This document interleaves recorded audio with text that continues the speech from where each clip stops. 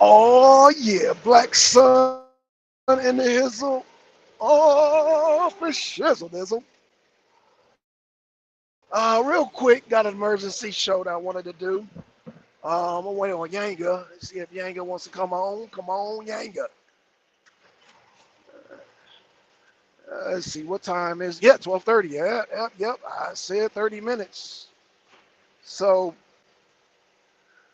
the title of the show is Skeeeeem. Shout out to Skeeeem, man. Shout out to Skeeeem. Um, what I want to address is that this is a very, very, very, very, very, very controversial debate. Um, I watched it, and of course, the video was sent to me, and I had discussions with a friend of mine. Actually, it wasn't Yang; it was another friend, and we discussed the video. It was Free Spirit. What's up? Hey, what up, Zanzi? Hey, there's the link right there. If you're not at work, come on board. If not, then yeah, that's the link. I figured it out. Yeah, I'm discussing a debate I watched the other day. Hey, twin, what up, man? What up? What up? What up? What up, man? This is I just wanted to do a quick broadcast, real quick, man, to congratulate my buddy Skeeeem, man. Skeeeem is going to go down as one of the greatest rookies in the debate league that he's in. One of the greatest rookies. He took down one of the MVP veterans. And Skeeeem, man, that was, man, magnifico. Magnifico. That was magnificent, Skeeeem. Um, Skeeeem did what me and Yanga were supposed to do um, a while back. But yeah, Skeeeem went on and did it, man. Skeeeem did his thing. So, wait a minute, wait a minute. Got to guess, got to guess. Up. They had to stop Zanzi. Oh shit. Okay, Zanzi, you on? Zanzi. Oh shit. Oh man, you're on. Yeah, there you go.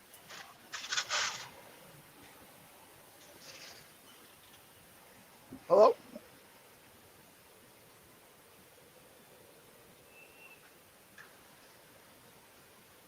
Hello. Hello. Zanzi, man, your mic is messed up, man. God damn.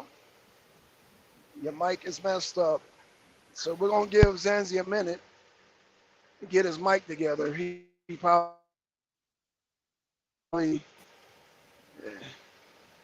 yeah, Zanzi, your mic is. Oh gosh. I hope you're not using that back in the day mic we used to Hello? you used to use, Hello? man. It sounds Just like one, you two. having. Okay, what's up, man? You can hear me now? Hey, yeah, I can hear you, man. I can hear you. Okay, cool, cool. I wasn't sure. I just unplugged it and plugged it back in again. Shit, man, what's going on, man? Oh, well, on Sunday, I was waiting, but you started streaming like half an hour after I went to bed, so I missed it.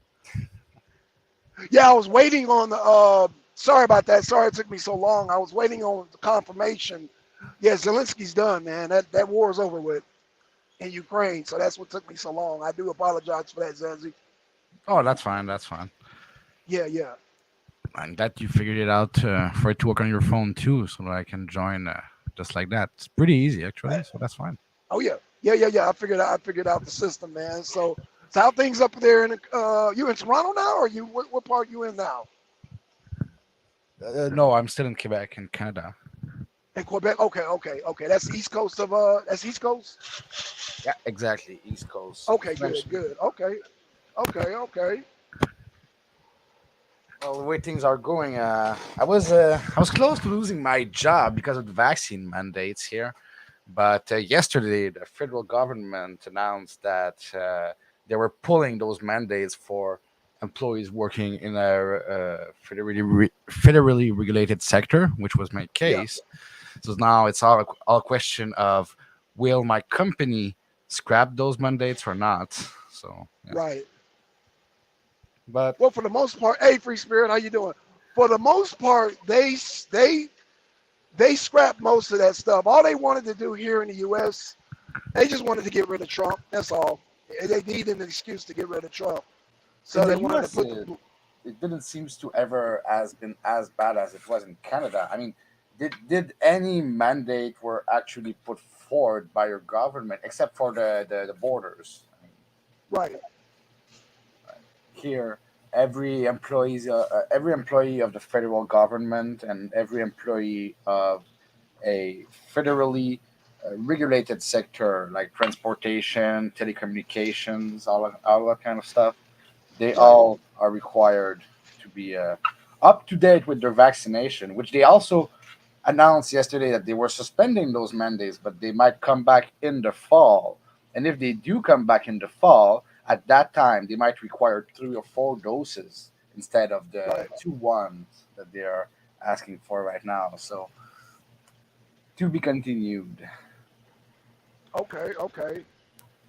How's the COVID situation up there in Canada? Is it getting better, getting worse? Well, as far as numbers go, right? Because if you ask me personally, right, Yeah, me yeah, myself, I was already living in social distancing, right? I never liked to shake hands and stuff like that, so it didn't really affect my life in any way. Though we were getting numbers, big numbers through the news and everything, right? But whenever the Ukrainian war started, nobody's yeah. talking about COVID anymore in the news, right? So we don't have the numbers anymore. But yesterday they justified their move to suspend mandates by the fact that everything looked like it was going fine. COVID is not a concern right now, Right, according to them, but it might be one later on, right? But right right. now they have other news to talk about, so that's not what we're hearing the most about. All the people around me that actually got the virus, they handled it pretty fine. To be fair, they all got the Omicron I'm variant, a, which is mild. But I'm assuming the Omicron is the weakest version. That's what I'm assuming. yeah, exactly. That's the Okay, one that's pretty much benign. The latest flavor of it. right. I see. Okay, well, how is the news up there in Canada? Because here, um, they haven't released that the Ukrainian war is lost, and it's going. America, it might take us a minute, and then because they still want people to donate money, By the basically. loss, you mean how many of the taxpayers' money has been given to Ukraine? Uh, I know it's well over 1.5 billion US from what I understand. In Canada, I think we're hovering around 600 millions, if I'm not wrong. I don't, to be fair, I don't look at those numbers very regularly, but last number I remember seeing, we were right around 600 million, I think. Okay, okay. 600 million false Canadian dollars, right? So I don't know how much it's in American dollars, but Yeah, we in trillions and the trillions, man. Well, billions, trillions, but um, now they're admitting. Well, not admitting, but they're pointing fingers. The Pentagon's pointing fingers at the state pointing fingers at the Pentagon, and they're basically saying, they didn't know that. Well, I guess we know all about Russia. We know all about Russia's army, but we failed to get intelligence on the Ukrainian army. well, I don't know if that's as much as they failed to get intelligence on the Ukrainian army as much as since they're backing the Ukrainian army, right? They don't want to share this intelligence publicly so that then the enemy can use it. So I would believe that they have that intelligence, that it's even willingly shared to them by the Ukrainian government. But as far as releasing this intelligence, I don't see any kind of value to that strategically, right? So if anything, allies of Russia that would get that intelligence would be more in a position where there would be value for them to release this information, right? That's my take on it. That's true.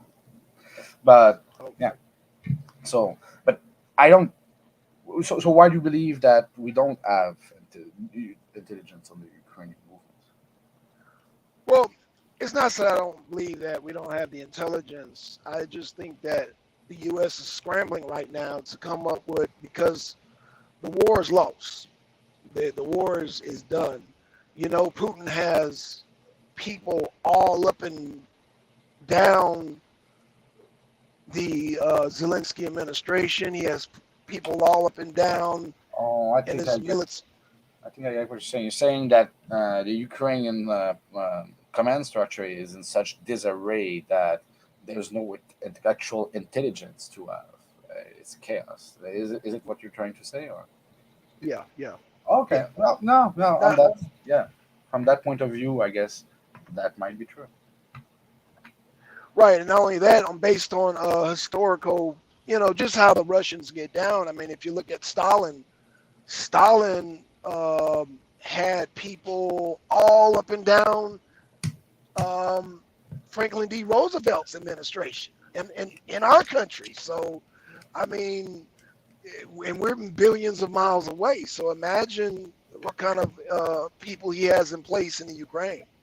Well, that's the thing, though, right? Even though, let's say that Zelensky himself doesn't have any control on the situation, the intelligence, the information about the situation on the ground doesn't get to him properly, right? Let's say that he's a headless chicken right now, right? Right, You might be in a better position to correct me on this, but my impression of the U.S. military is that they, they're in a position to know more than him, right?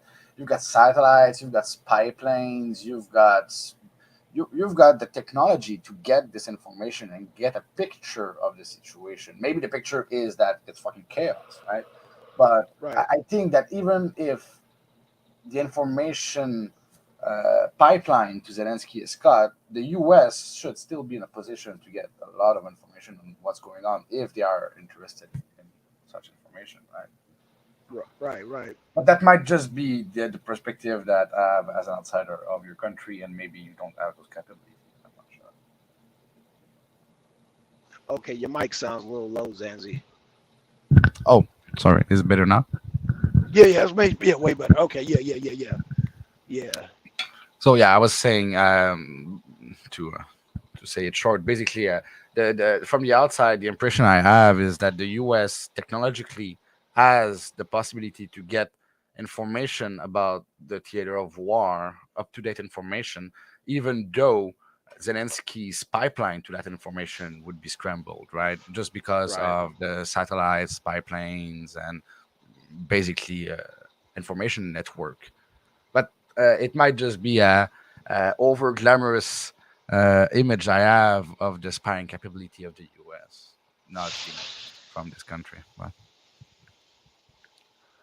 So, um, but let me ask you this, Zanzi. I'm gonna just keep it real simple with you. So, do you think Zelensky had a fighting chance against Putin, even with all the support and all with the javelin missiles and all that? You with think the his goal? support that the Western world is ready and willing to bring to Ukraine, no, we never had a chance.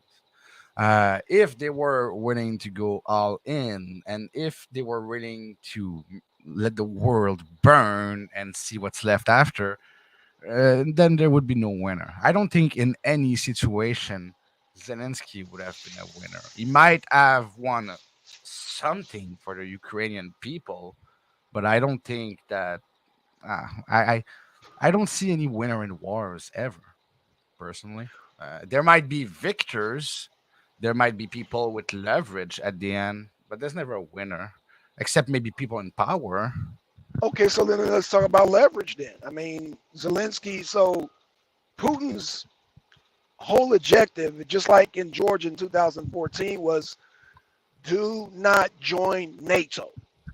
Hmm. He doesn't want nobody near him joining NATO. So um, Zelensky was trying to join NATO, kind of secretly join NATO, and he got his ass whipped for it. Well, I mean, what do you say to that? Personally, I think that NATO and the European Union kind of played Zelensky a bit, right? Letting him think that he had a chance to join those organizations whilst he was far away from being able to do that. Because look at what's happening with uh, Norway and Finland right now, right? They Right, are on a fast track to join NATO, right? And right, already most of the members of NATO said, even though you're not a member, if Russia were to invade you, you'll have full support of our country. Let's say Great Britain said that, right? Full okay, support, right? So that's already more promised to them that's than what's given to Ukraine right now. Whatever pushed Ukraine to try and get closer to the Western world, we're not right. We're backing off right now. We're saying, well, you were not as close as you thought, right? You still have beef with Russia, and we don't want beef with Russia, right? So right. the I I I I I I don't believe that Ukraine. I believe that Ukraine is just a pawn for a plan that I don't quite see on the international level, right? I mean, Russia is getting what they wanted. Russia's always getting pretty much what they want, Oh, right? Like you said, absolutely. in Georgia, they've got Crimea. They're gonna get the Yeah, whole Donbass if it's not more right now, right? So right. what's the point of all this posturing, right? I could have a thousand theories, but if you're asking me what it is for real, I have no freaking idea. I'm as confused as pretty much everybody is, and if anyone tells you otherwise, either they're lying or they're an insider to this whole thing, right? So And not only will Putin get Zelensky to not join the NATO and for him to stand down, Putin's going to get his pipelines also, oh and yeah, the oil. gas is. I mean, Mhm. gas jumped $1 here in about 3 months, right? So Right. we're not ready yet to get let go of gas. So we're not gonna cut off Russian gas and oil entirely. Oh no no What's no no no no no no no no. Number seven, number secret. No no no no. Zanzi. They don't want the competition. U.S. does not want the competition of oil petro. They don't want the Russians moving in um, I don't know. and dominating the Euro market. The Americas they never really had to deal with uh, the Russia, right? Because we don't have. They're not about to build a pipeline between Canada, right? Canada's tar sands and freaking freaking Europe, right? Or even Right. Asia. They won't cross oceans with those pipelines. It's still going through tankers. Pipelines are the preferred way to move gas and oil, right? So I'm thinking that as much as America would want to say to, let's say, Germany, right? Germany is one of the biggest buy your gas and oil from us. I don't think that's gonna happen, right? I think they're gonna try and save as much as they can this Russian pipeline um, that that they already have operating. The one that they just finished building.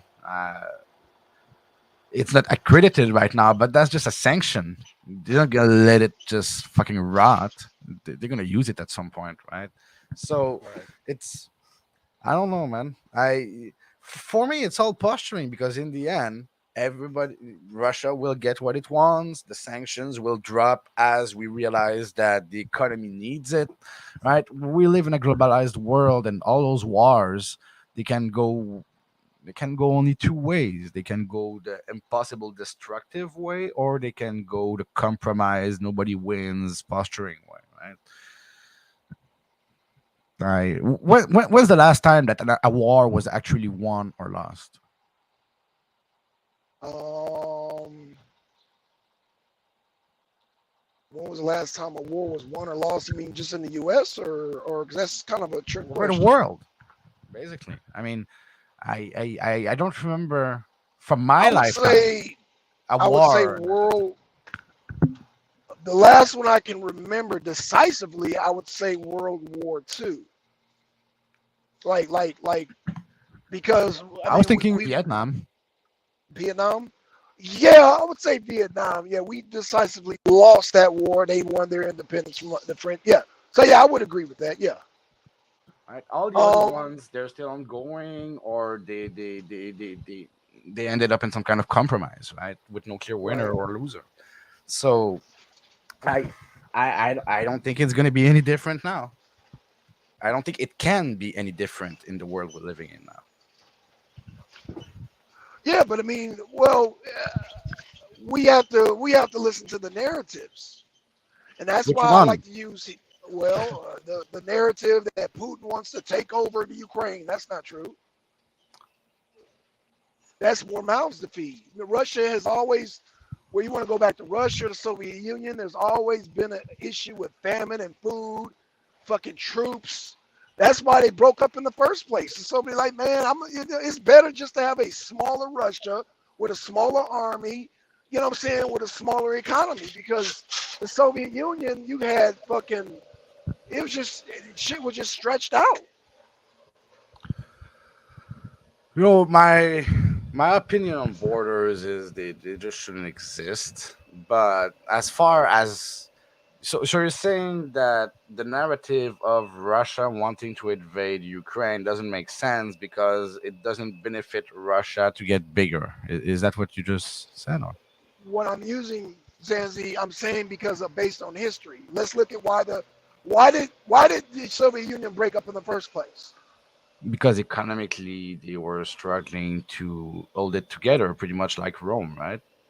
Right, But still, Rome, even after it collapsed, tried to get back what it had. So there's no reason why Russia wouldn't be in the same process of thinking, right? okay, so fair enough. So why didn't he take over Georgia? This was just in 2014. Because, well, they took over part of Georgia, right? And for the rest of it, they just happened to have a cooperative government at the helm, right? You don't need to annex a territory if they cooperate with you and do everything you want to do.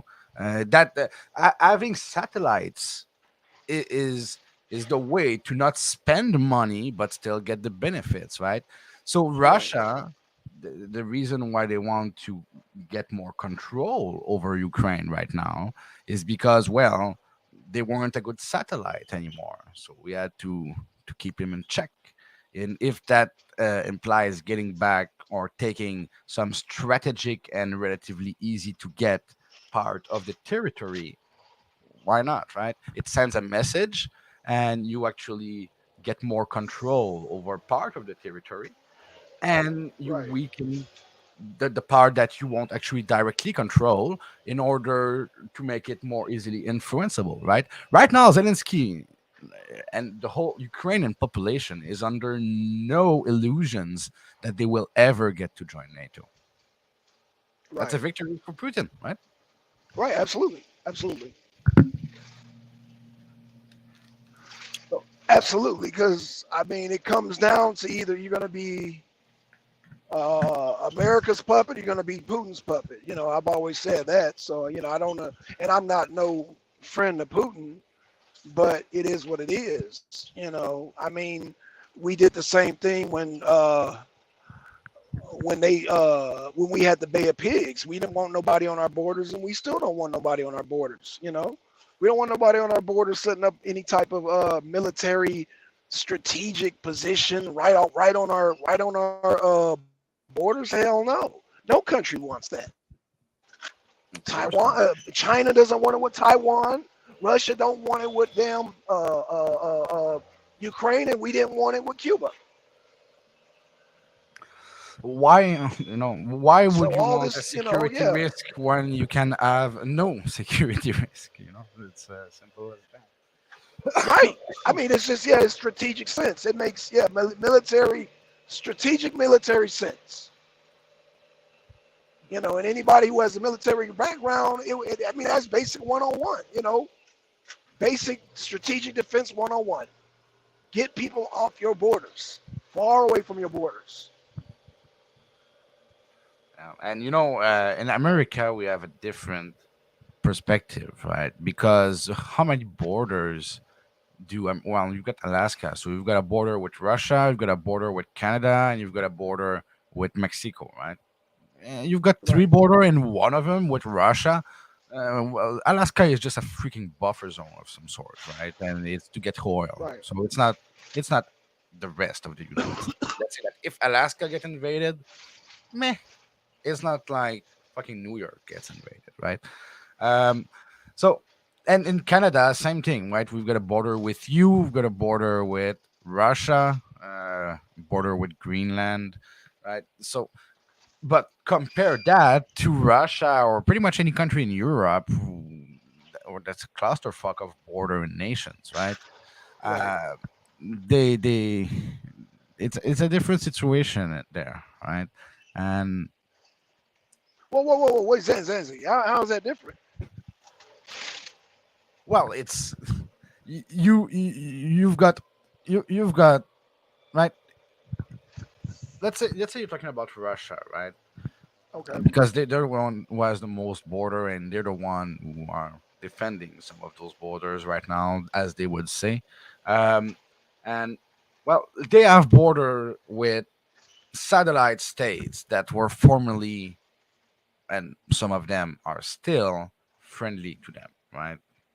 They're Right. bordered by countries that are neutral, and they are also bordered by countries who are part of an alliance that was created to oppose them or Right. oppose their former self in the Soviet Union.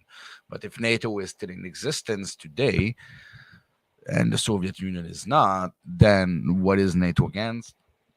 Russia, right? Right. That was brought So up. Right. Right. the the on the other end, they also border nations that, well, I mean, Afghanistan is a former satellite state, right? That right now, I mean, I haven't really read up on what were the relation um, between the Taliban's um,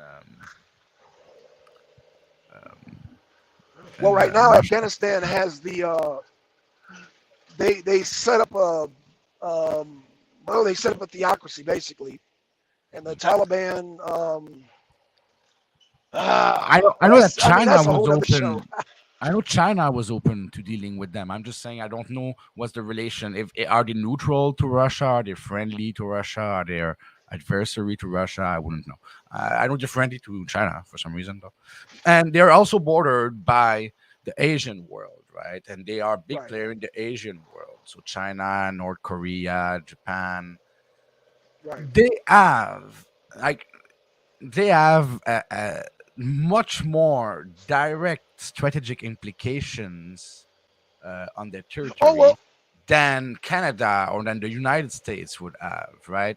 Right. The Right. United States might be different because they have a lot of interest internationally, like bases Right. offshore and fucking aircraft carriers projecting power.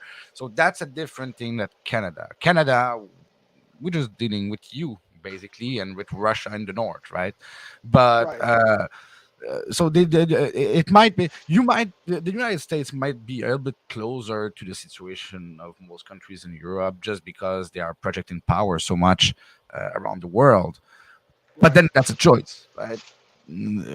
Whilst Putin inherited the Russia that Ivan the Great conquered, um, well, and like I've said, right? So they already have the biggest country in the world. They already have all those borders to manage.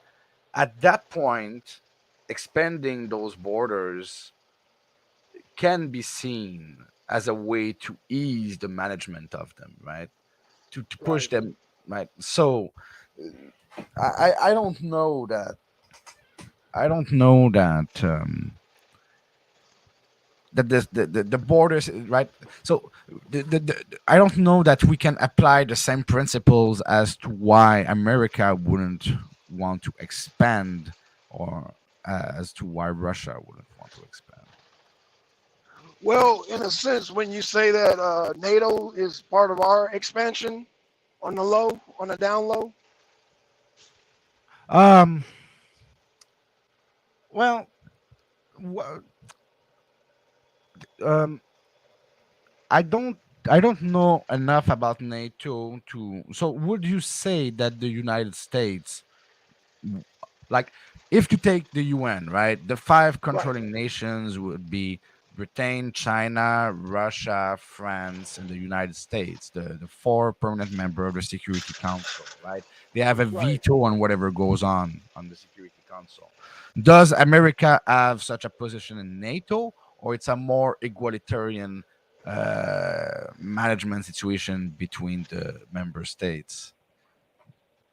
Okay, well let me just use. Can I use a real life scenario that just happened? Sure, sure, yeah. Okay, so you are aware that after Trump made peace talks with Kim Jong Un just recently became the chair of the conference of the disarmament in the UN. You are aware of that, right?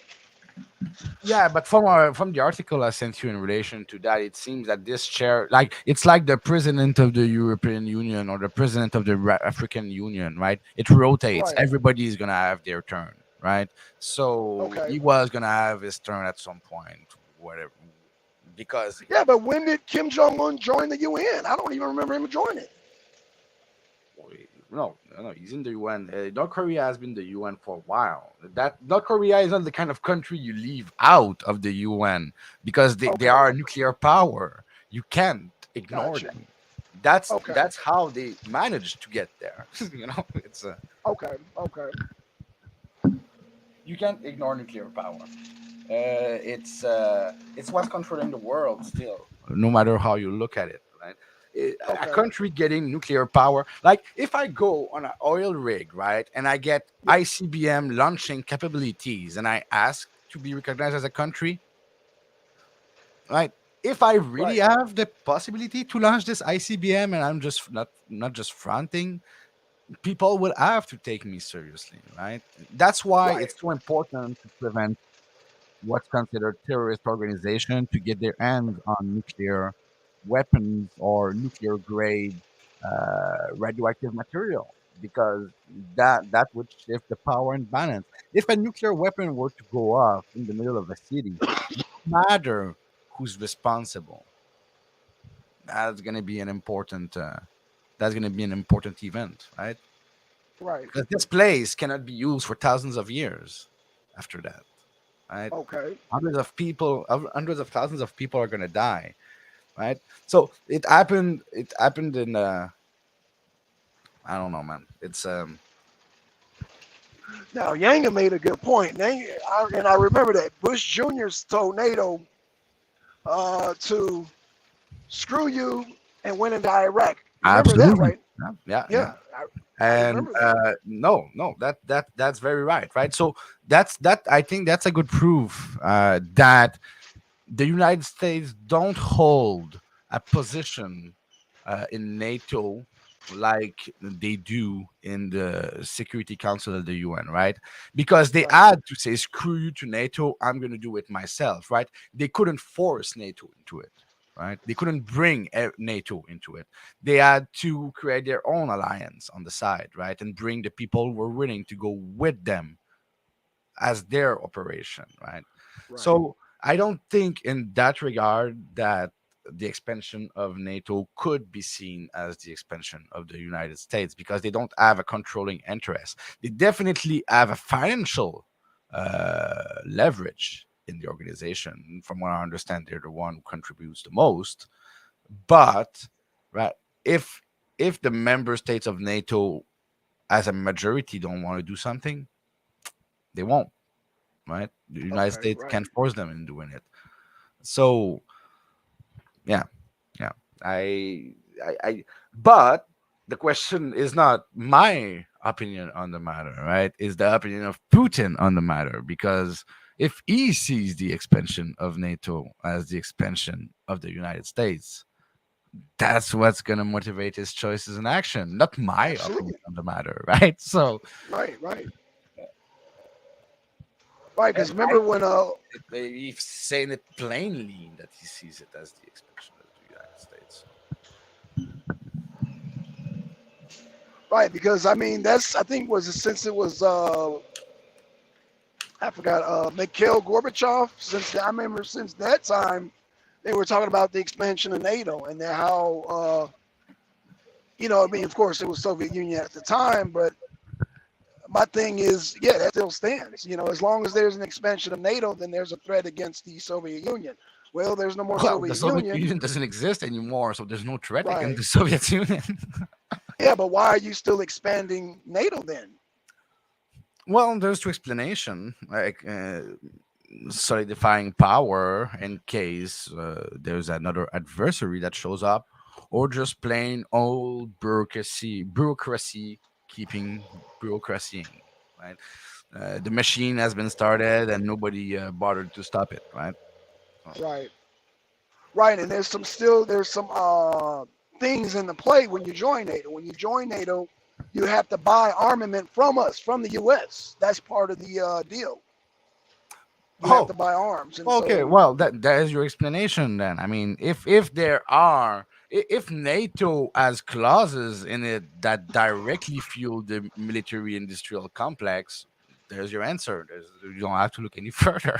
yeah, but Putin don't look at it like that. If you move it in my backyard, and then you work for a person who's sketchy, and then he's selling you weapons, and you piling up weapons in my backyard, yeah, of course, that's a cause for alarm. That's definitely a cause for Yeah, alarm. because it is this military industrial complex that will fuel the future fucking laser space weapons, and so as soon as the United States get that, if Russia and China doesn't have them, well, what they're gonna do, right? I mean, China is gonna Right, steal them. That's pretty much what they always do. But Russia, they have a different approach, right? They develop their stuff themselves, so the gap should not. They don't want a gap to get too big, right? I right, mean, if you just look at the aeronautics aspect of it right now, right? I mean, right, uh, the the long range sensors used in the Sukhoi Su-57, right? right, Um, the frequency they used have been leaked, and that means that their old targeting system for those planes is pretty much compromised and will be easily jammed, right? And that's their most forefront avionics system on those planes, right? right, As far as offensive capabilities. Now, the Chinese, which they pretty much reverse engineer whatever they get their hands to on, it's assumed that this is the system they reversed engineered for their own fifth generation plane that they're testing right now, right? right, So the fact that this technology has been lost to them, and that's a technology that's used on something that the Americans already have operational, right? You've had the F-22 flying since the early 2000s, and the F-35, even though it's a disappointment, is operational when they don't just sink at the bottom of the Pacific to be studied by the Chinese. But those two planes, right, or the equivalent to those two planes, that the Russian are struggling to get out right now and that the Chinese are about to get out, their offensive capabilities are already compromised. So this gap I is see. getting bigger, right?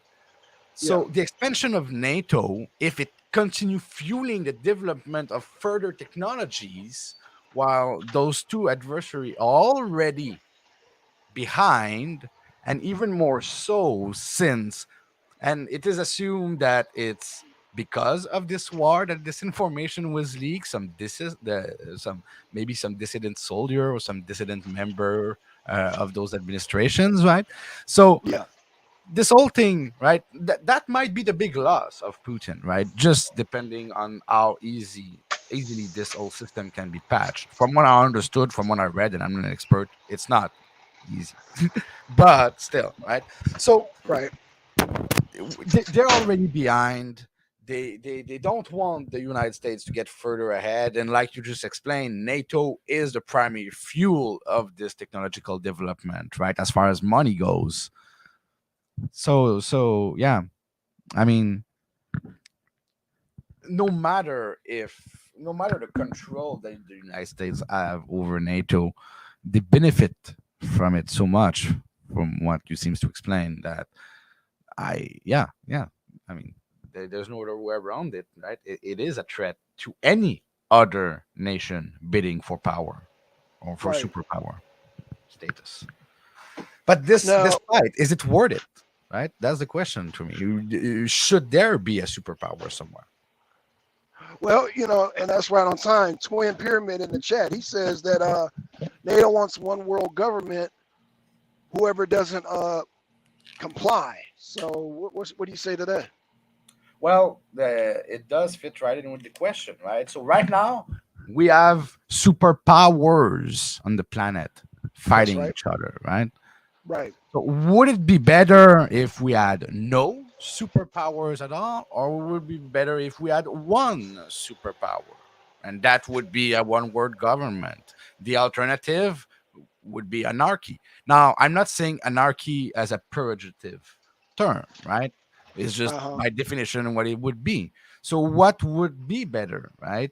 Complete Right. order or anarchy? That's the question I think we have to ask here. And we seem to think, from what we've been doing for a couple thousands year, that some kind of place in the middle Uh would be huh. fine, and we've been trying different places on the spectrum. But that just seems to be war all the time. So that doesn't seem to be. I personally, right? So one world government can be seen in multiple ways, right? But the first person, well, not the first person, obviously, but one old idea of a one world government that I kind of liked was Plato's view about the philosopher kings, right? So, Right. a society ruled by people who are not versed in rhetorics and who are not trained to convince people of ideas, but who are just trained in the different branches of philosophy, right? Trying to understand truth, understand the nature of knowledge, and try to get to some, well, I'd like to say immutable aspect of reality and base a society on that. But Yeah, but somebody now might there's, say that you sound like you're talking about fascism, a form of well, fascism. I'm not even speaking about a political spectrum here. I'm just Okay. some people would definitely, because it would definitely be a form and any kind of rule by selected people, right? Would where they impose a code of ethics and a code Ah, of but I conduct see. would be seen as authoritarianism. English is not my first language, but an authoritative government, right? Uh huh. Authoritarian government, right? Okay. So now, an authoritarian government can be fascist, it can be national socialist, it can even be social democratic in the case of Canada when we have a majority government. This government Right. is elected but is authoritarian, right? So Right. the philosopher kings would be a nominated most likely authoritarian government. But those terms by themselves are not pejorative, right? Those ideas are put forward when we're trying to figure out a way to create order, right? So if you want to create order, those are the tools available to you that would most likely have a good result, right? Or a result, an appreciable result. Now, if you want to go towards anarchy and liberty, then those are not the tools that you want, right? But the question here is, do we want anarchy and liberty, so decentralization of authority, right? Or do we want centralization of authority to get to some form of order? And I think that's the question we have to ask when we're asking if a one world government is a good thing or not. I would say it's not because you have people who want to rule under a theocracy. You have people that want to rule under capitalism, communism. You have people that want to rule. So it's so many. I mean, I think there's always going to be a diversity in our world system because anytime that you try to centralize something, there's going to be pushback. There's always going to be pushback. Yeah. Some of the biggest pushbacks in, let me just give you an example, in theocratic countries are from people from Iran, people from, well, I don't want to say Saudi Arabia, but some of the biggest pushbacks that I've seen in my lifetime are people from Iran, and they have one of the biggest theocratic governments in the world.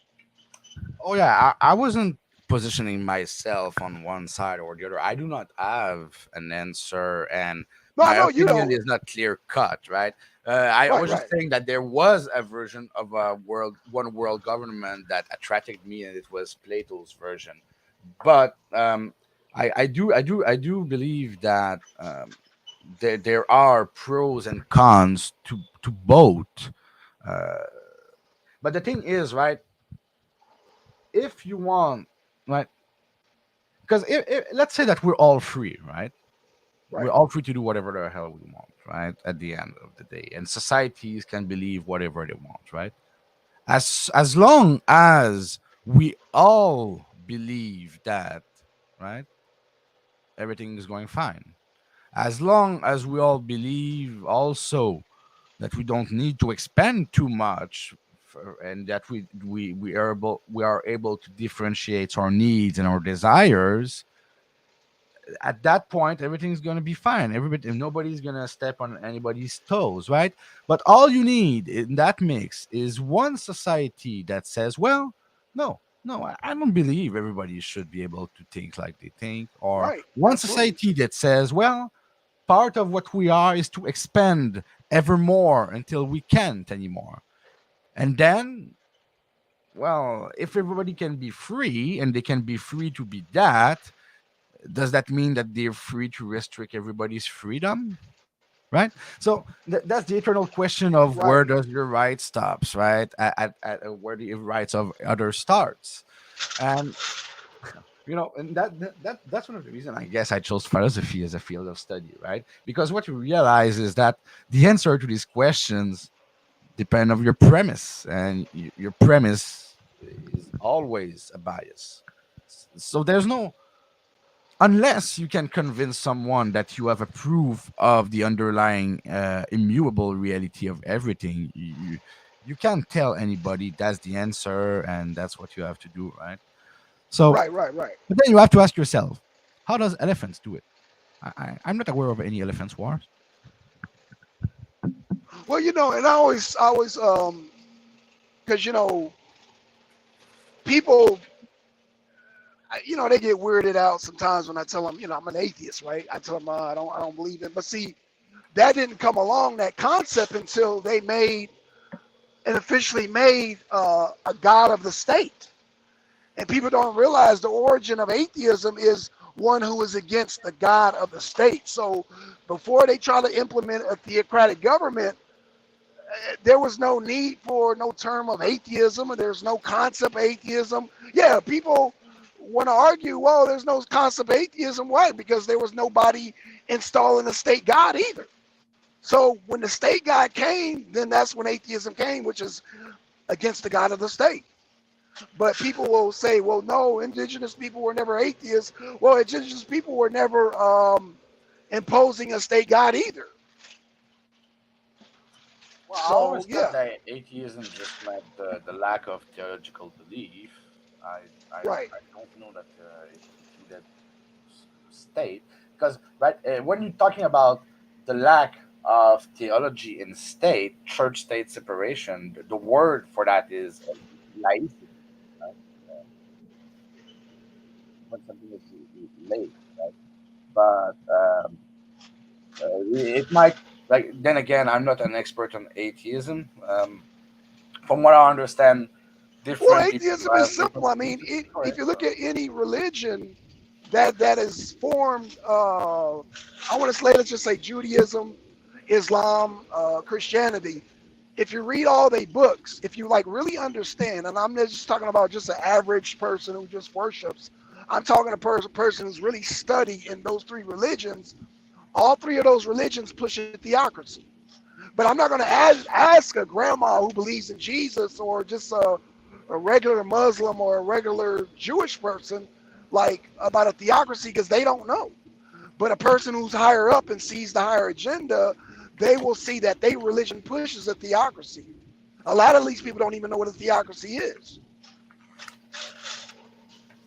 Well, yeah, I mean, what's interesting between those three big religions, right, is they're all this, they're all Abrahamic religion, right? They all have the same trunk, right? They're just branches of the same three.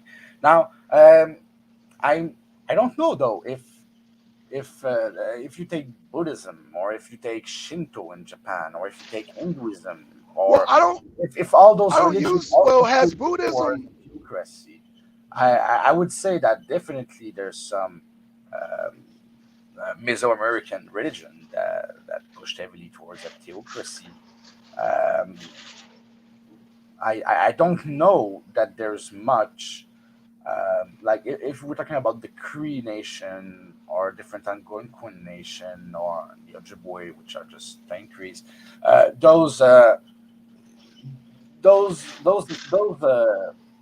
indigenous nations don't seem like. I mean, uh, the religious figures, right, do have some kind of importance, but they are not leaders of society as a king would be, Right. or um, as an imam. Is it an imam in a caliphate? Anyway, Yeah, as yeah. whatever the position would be in a caliphate, or as the Pope is in the Holy Roman Catholicism. Empire, right? Right. So those are all the head of states at that Right. point, right? Which is not Bingo. the case for every religion, right? Like Buddha was a prince, but he recluse.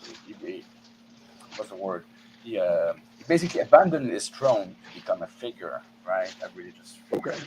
So, well, to become a monk, and then he was brought up into a religious figure.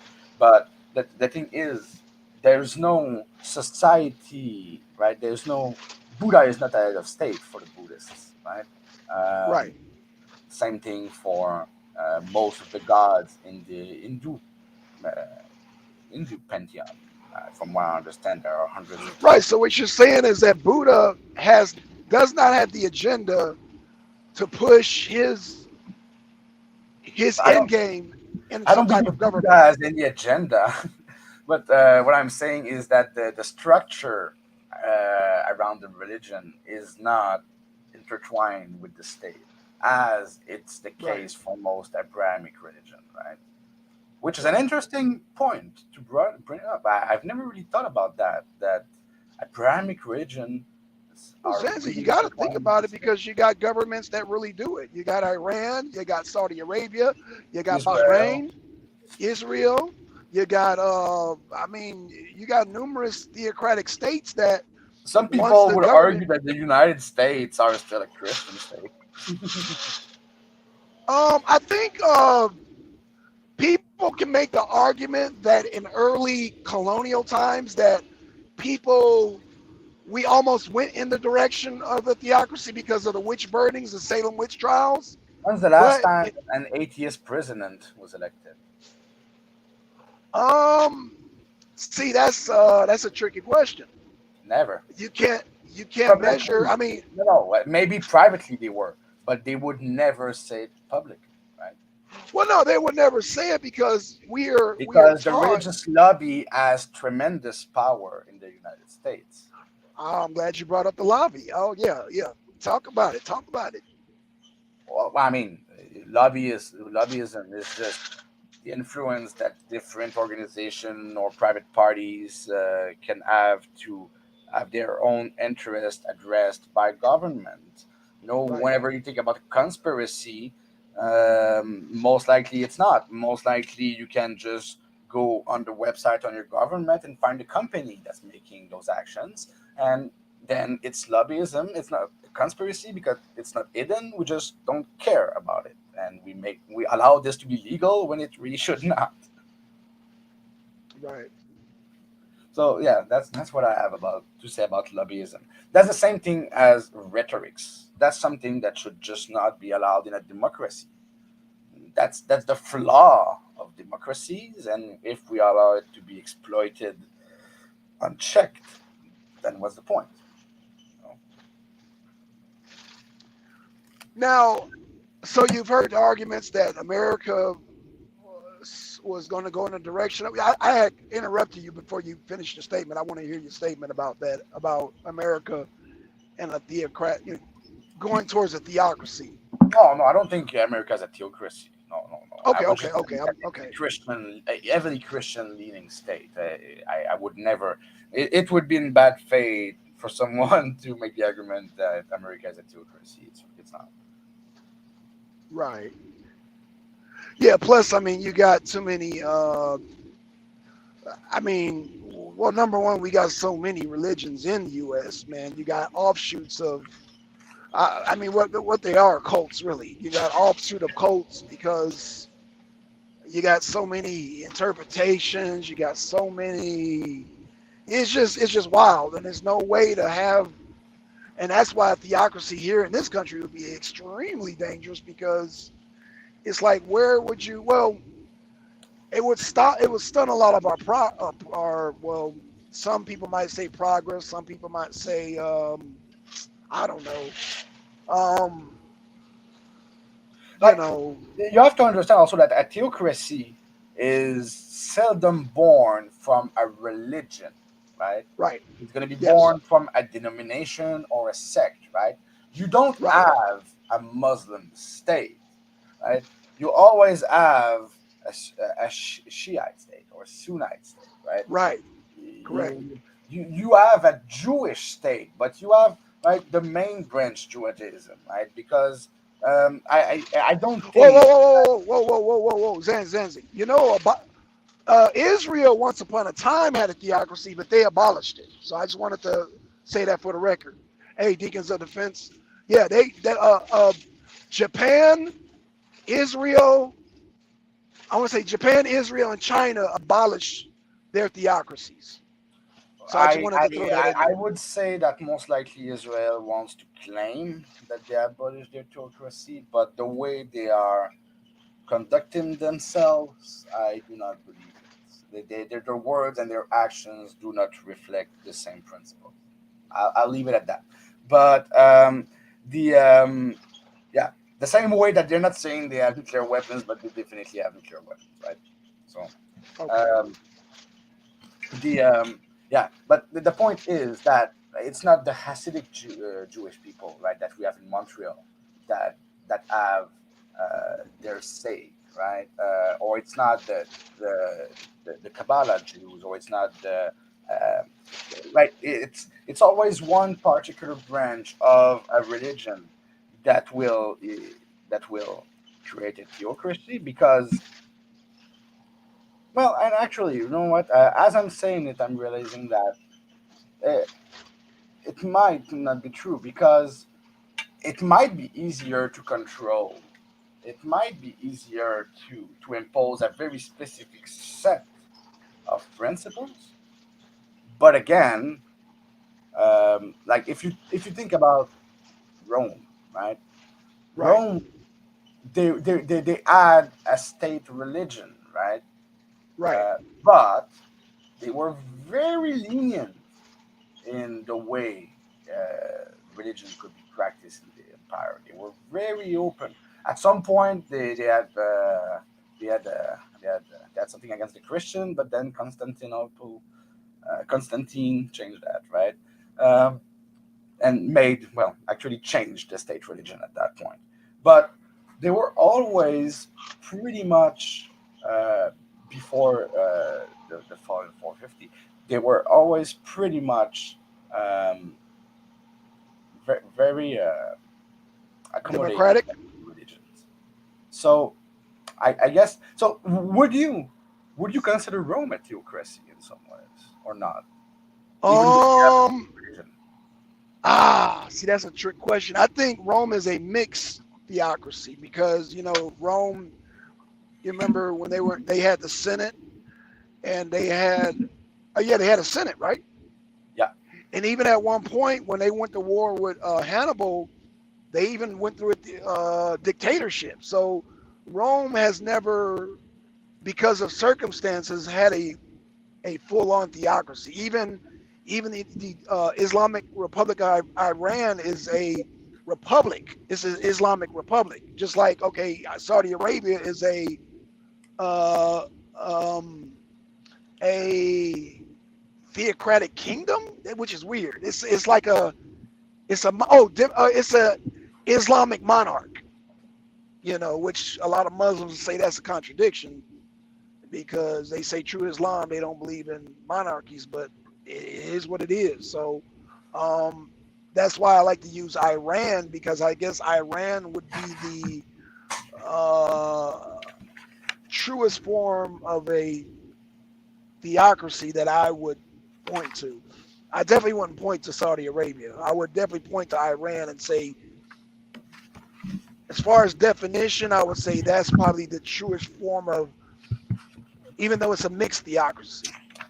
So as far as definition goes, I've got a book right now, basically a political science textbook. I'm just trying to see if it's not a small book, but I'm trying to see if quickly. There we go. Theocracies. Okay. So they're talking about theocracy, dictatorial theocracies, right? And mm, okay. So yeah. So the for to be considered a theocracy, a government as the religious ethics and the religious obligations as its as its main ideological standpoint, right? So, like you're Right. saying, the caliphate in Iran, right? The Yeah. law is the Sharia law, right? The law is what's in the Quran, right? That's the law of the country, right? So that's a theocracy. I don't believe, and I'm not an expert on Rome, but I don't believe that the laws in Rome were based on the religion, right? I think they were more created either by the emperor in times of or king in Right. times of dictator, and the senate in times of more Right. democratic times. So yeah, even though they had the state religion, they weren't a theocracy Right. because they have a religion that's the main religion of the state, recognized as the main religion of the state. But the principles of that religion are not law in the land, right? They're Right. just Absolutely. Right. main Right. religion. Right, because people say that about America. They can say that, well, the state religion is Christianity. They can say that, but as far as I mean, that would be actually that'd be a contradiction because we got like gay marriages and we have like what else? I mean, we have Baphomet. people that worship Satan. So you can never say that America. It's not a theocracy, like I've said. Yeah, yeah, yeah, But yeah, yeah. yeah. But it's But interesting to see that the religious lobby tries to have right. So like if they overturn Roe versus Wade, right, and abortion becomes illegal, right, that's entirely the religious lobby behind this, right? So that's absolutely. and that would be trying to mold the law into religious ideology. And that's That's just a true. Yeah, small step, right? That's not something that's going to turn America into a theocracy overnight. But if they were to do that for all the little parts of the Bible, right, over 20 years, then, but that's not going to happen. I hope that the American people would see it coming and say, well, you know what? I don't think it's a good idea to say that it's law that the earth is 6,000 years old. So, well, first of all, there's going to be an issue because everybody would be at each other's neck because the Bible and the Quran talks about God's chosen people. Well, that's funny because that, you know, based on interpretation, you got white people, they believe they're the chosen people. You got black people, they believe they're the chosen people, Jewish people. And so, oh, well, no, and I but know you, okay. So you have to understand that the Quran, the Torah, and the Bible, right? right. They're the same book. Oh, absolutely. Yeah. Yeah, I So agree. when they say chosen people, they're all the chosen people. Their interpretation of what makes you a chosen people is basically who you believe is the Messiah, who you believe is a prophet, right? And Right. so at the end of the day, most likely we're just all chosen people, but there's some people in the bunch who just say, no, those people are not chosen people, right? Right. Just respect everybody and everything's gonna be fine, man. Yeah, but the Bible and the Quran, the Torah don't teach you to respect other people. It teaches you to go in and ravage Most likely the their people land. who transmitted those story orally before they were written down, those people were most likely transmitting a story of that was meant to bring people together and warn them of possible pitfalls of the 200 latest thousand years that we just gone through, right? And we had no other way to transmit this information than through stories that would be easy to tell and easy to remember, right? And then we invented writing. And some of those people wrote those stories in a specific language with specific words. And then some other people said, well, that's directly the word of God. So we have to live Right. by those written words, right? But those written words were written by humans and they are as biased as you telling the story of how your bachelor party went versus Right. one of the stripper at the party saying how this bachelor party went, right? Right. That's the same difference, right? So, I mean, religion is, I've got nothing against religion, but we lost control of it and of the meaning of it. That's for sure. Well, my thing is where I stand on religion is don't let the state get a hold of it. Once the state gets a hold of it, it becomes a danger. Now, if every individual wants to practice their religion individually, like Malcolm X, then I'm cool with that. Like I don't have no problem with Malcolm X being a Muslim because he said he practices religion, he puts it in his pocket. I have no problem with that. It's when you try to impose it, and it wasn't imposed until we made a god of the state. Because indigenous societies, now correct me if I'm wrong, Jens, because I know you come from an indigenous nation. Was it okay? So was it ever pushed in your nation? What exactly? Sorry. Uh, If what was pushed exactly? uh, um, okay, what I'm saying was a god or a spiritual system pushed on the people, like Well, yes. I mean, the I can't speak as to how exactly it all went 600, 800 years ago, because we didn't Okay. have writing, right? The oral Okay. tradition make it seem as with as if, right, our the way religion was practiced. So I don't know. I'm taking the African example just because in my anthropology classes, Uh-huh. my teacher worked for about 13 years in Africa, and the perspective she brought of the different hunter-gatherer tribes there, I felt went or draw parallels to what I've heard from the more traditional time or people. But basically, right, the same way a witch doctor in Africa, right, would be a very important person, right? Uh-huh. The society in itself doesn't force you to believe in those things, but those things are Right. made real by the society, right? When you've got the witch doctor during a ceremony dancing with a mask, right, Right. to everybody else, he is not the witch. He is a spirit, right? At that time, Right. this Right. spirit is real. This spirit is there. He is not Right. that person. He is a spirit, right? So the society won't force anybody into believing in those things.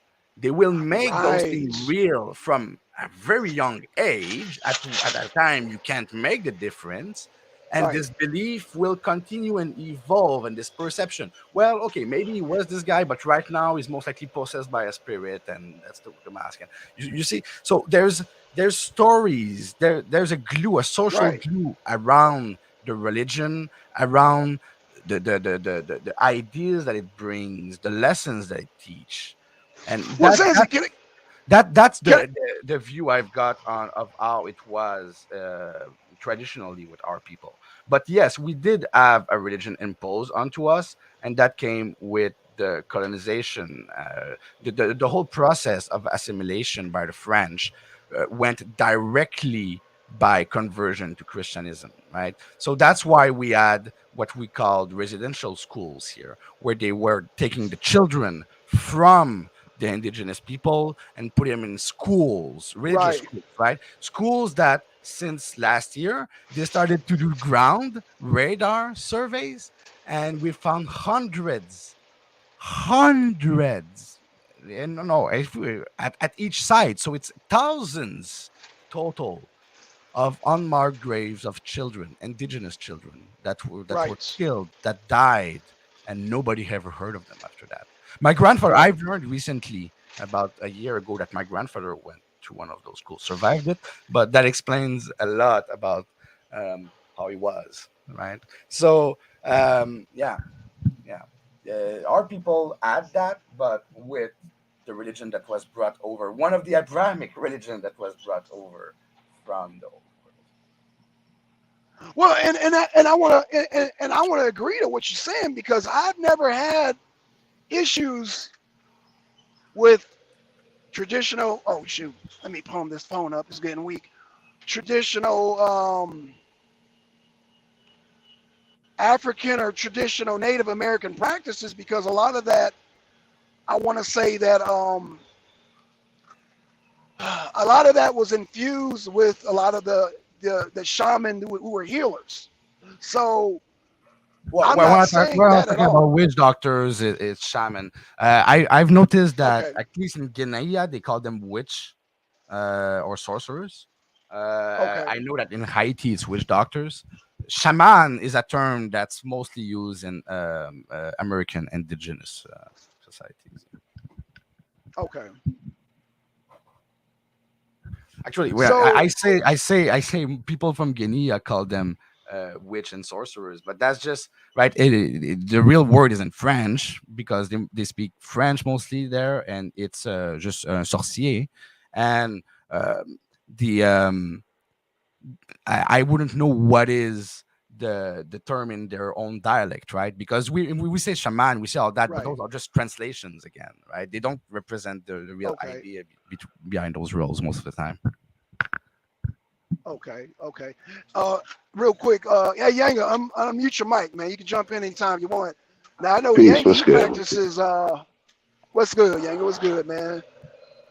What's good, man? What's Um, good? Just listening in. no, don't listen, jump in, baby. Shit, don't you No, practice for no. I doing? mean, I'm a yeah. Yeah. Elements of a Doom, lightly brushed in, more of a from what would be known in West Africa as a marabou. You know, from more from like Oh a yeah, no, no, no. You're absolutely right. That's one of the term you oh, used. Thank you, man. yeah. So that's more the understanding that I have.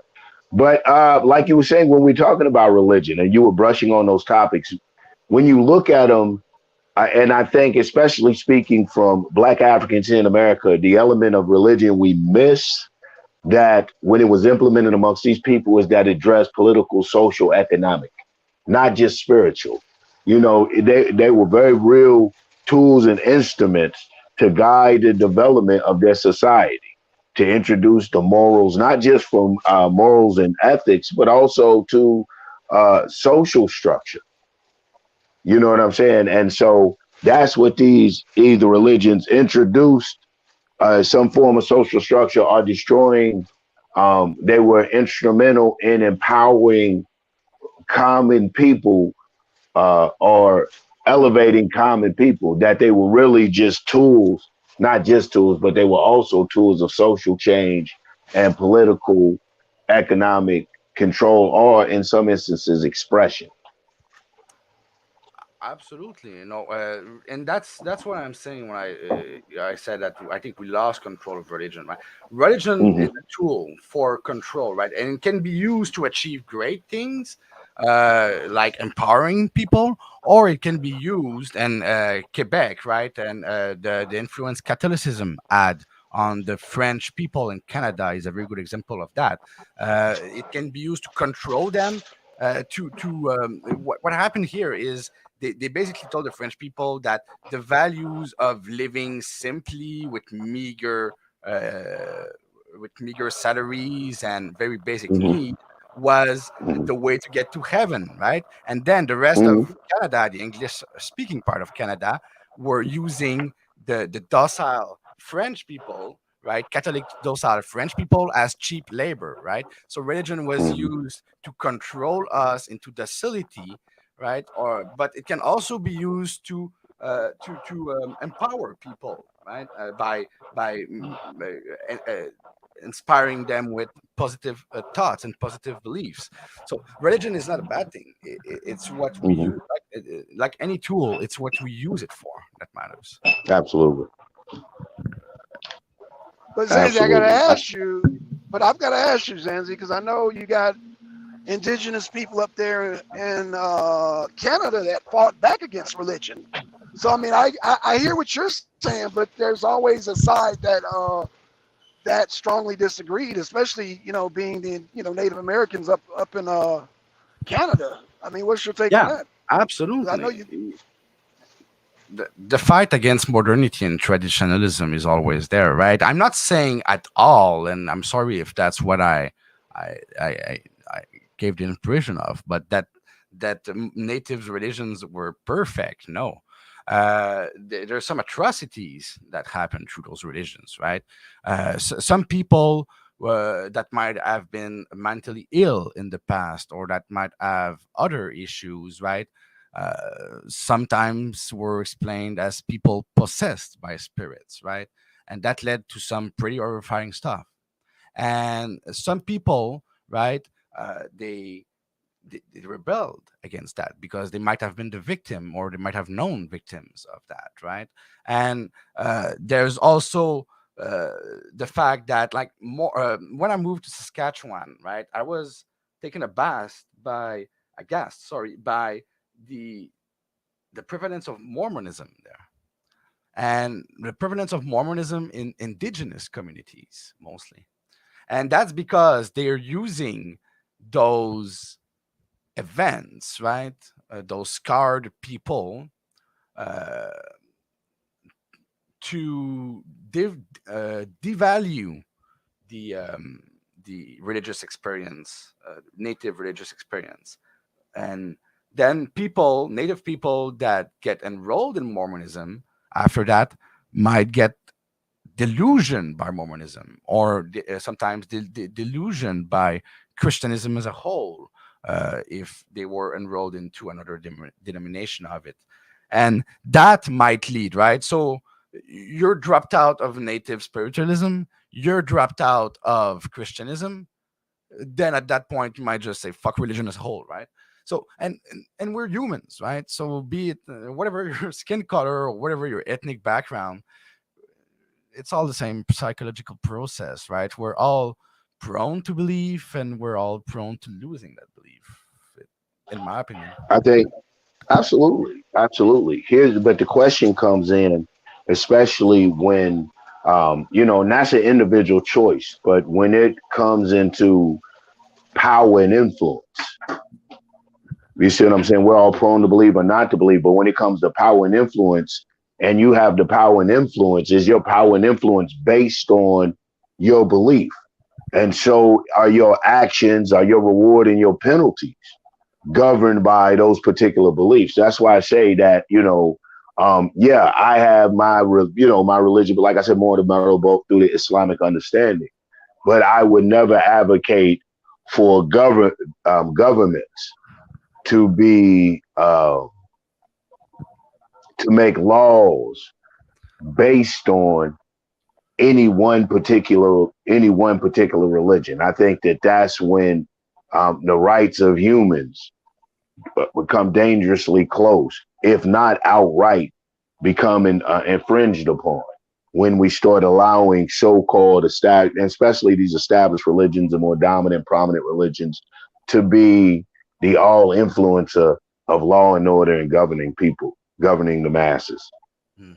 Yeah. And yeah. So correct me if I'm wrong, but I think I've heard that the religion you follow is Islam, right? So Yeah. I've met about 3 years ago for the first time, because I've always been surrounded by Muslim people. Lots of my friends when I was younger uh, were Muslim, so I've seen the ins and outs of a Muslim family from a young age, right? But they were always very private people, right? So I was under the Mm-hmm. impression that the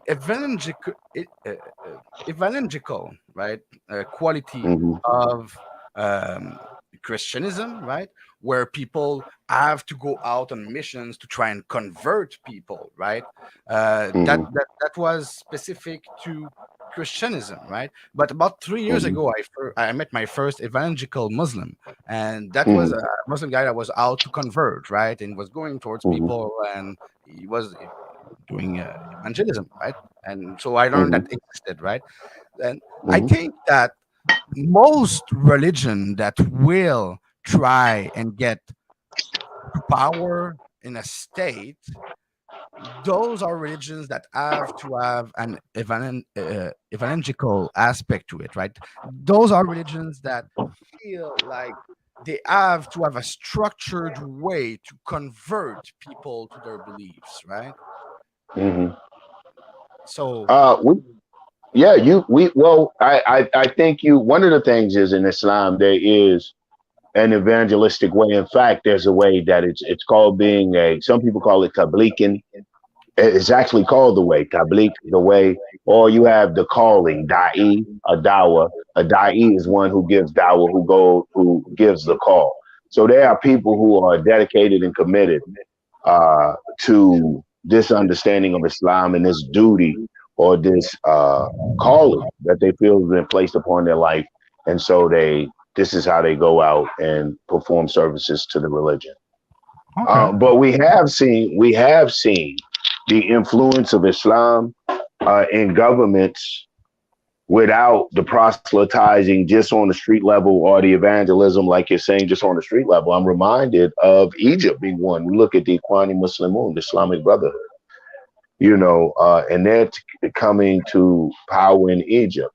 Or when we look at the Iranian revolution, when they brought the Ayatollah back in, you know what I'm saying? So I think you will always have those elements that, like you said, want to sway the government, to sway the machine that should regulate for the people. But I always think that it's going to be the unification, it's going to be the vigilance of the people to make sure that uh to man, that I really bet that things like that don't happen, that it doesn't become lopsided, especially and I'm always one speaking for the Black African here in America, especially for us, because we always, suffer the gravest consequences during these shifts and dynamics that take place. You know, we always enacted out the worst. So yeah. And like I said, it's all a whole nother agenda. It's all a whole nother agenda.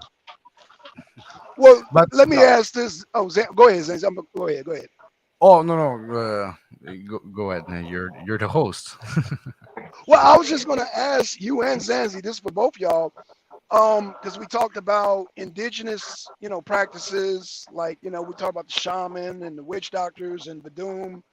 And I know there's some practices that I know you can mention also, Zanzi.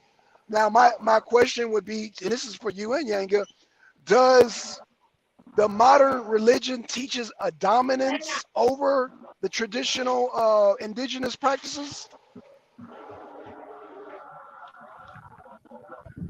If what takes over religious practices? Sorry. What do the religions teach a dominance over the practices of the indigenous practices? So growing up, I would always see TV shows on how the Christian, we have to we have to teach these heathens the way of Jesus because they're killing chickens and they're doing Hmm. this and that. And so um even though I've seen it in movies, I've kind of seen it in real life too, where you Hmm. know these religions have to convert us to the right way because the way we're doing it is the wrong way. Do you guys get that impression, or?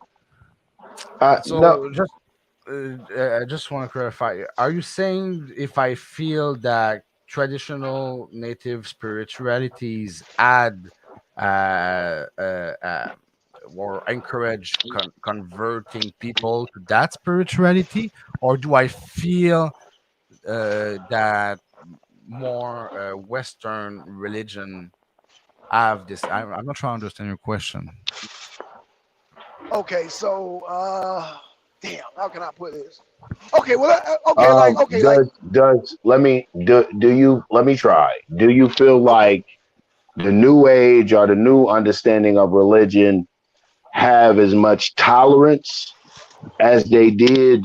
thank you. Uh, yeah, like this. Yeah, that's I guess that's what I was trying to Uh, say, Yanga. Yeah. That's better analogy. That's a better wording. Yeah.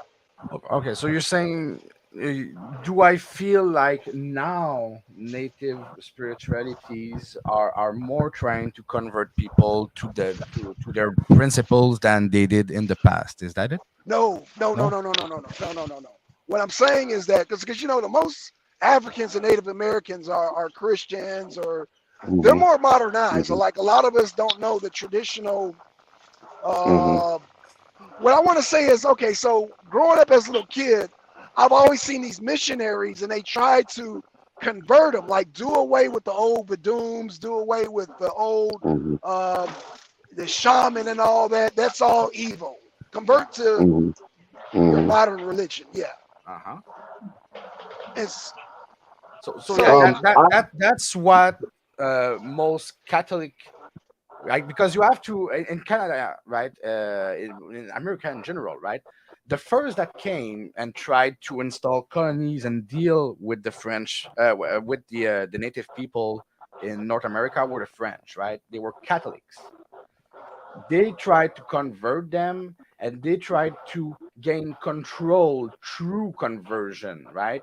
Because remember, the Pope is the head of state. So if they become Catholics, they have to answer to the Pope, right? Their whole society has to answer to the Pope, right? So that was the plan there, that and inbreeding, right?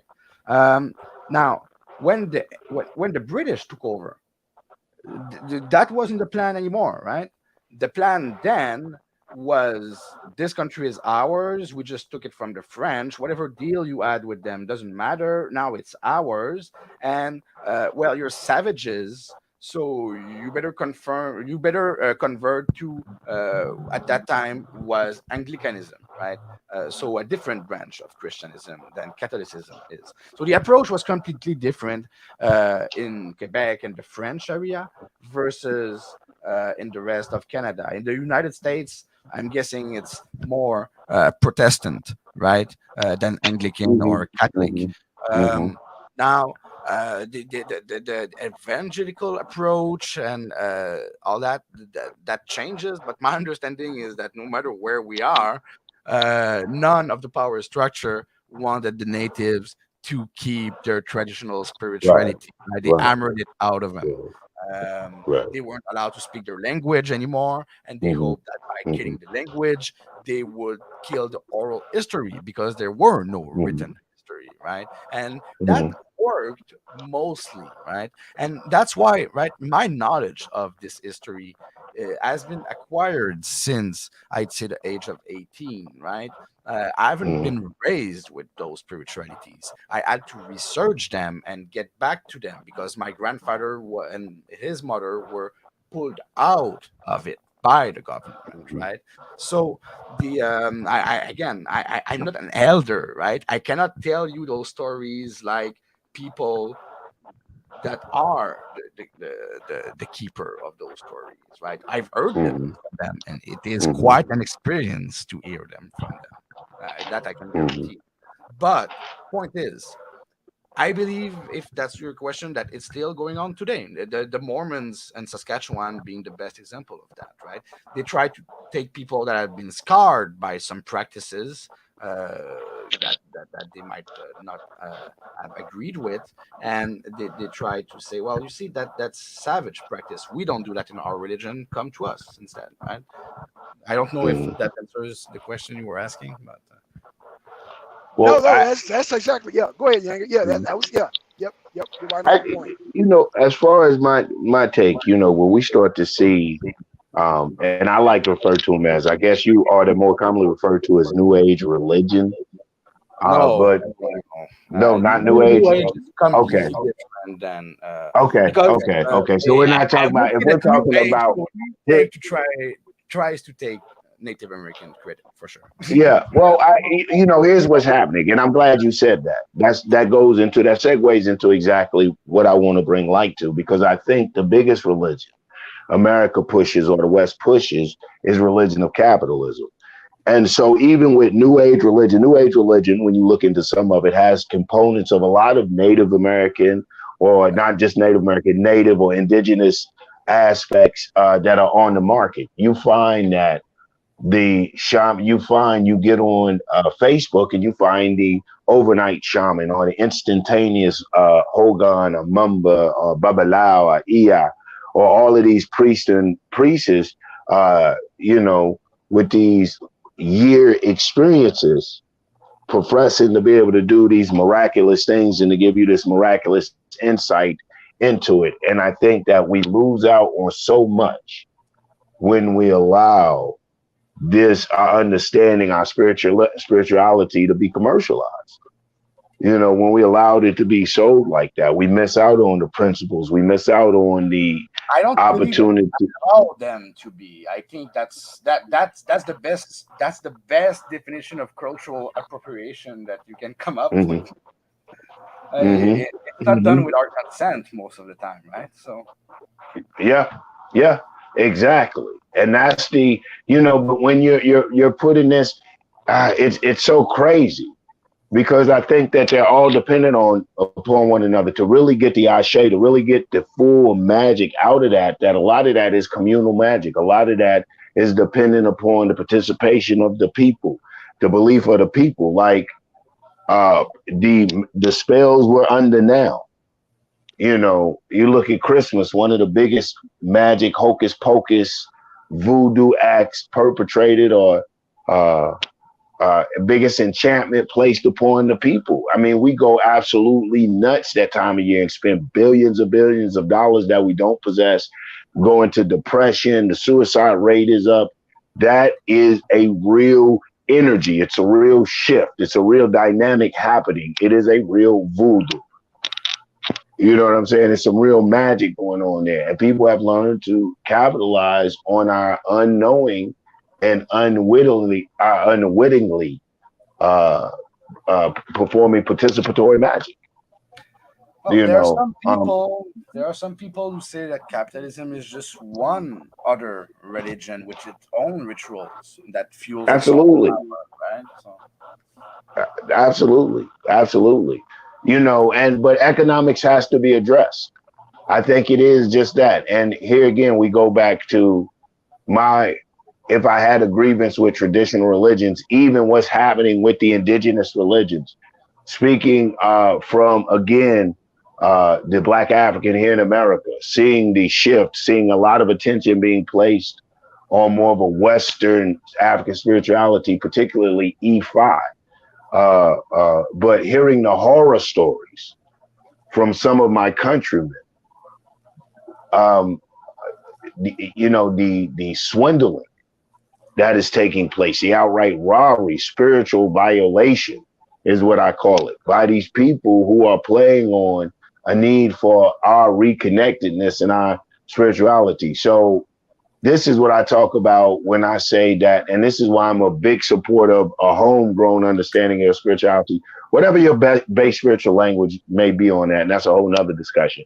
But I said that to say this, that I would love to see us as a people begin to inject into our understanding of reality a how can we benefit from it mentality.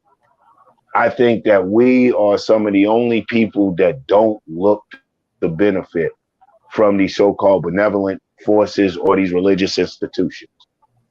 You know what I'm saying? I mean, when we become Christian, we totally uh, give in to that understanding. I think we unwittingly and unknowingly just celebrate a lot of, especially when we become westernized Christians. I ain't even talking about like the Orthodox Christians and Russian stuff like that. I'm talking about these Santa Claus Christians, the westernized Christians. We unwittingly and unknowingly participate, just endorse things that aren't advantageous to us as a people because they're all intertwined into the system. Our so-called Islam.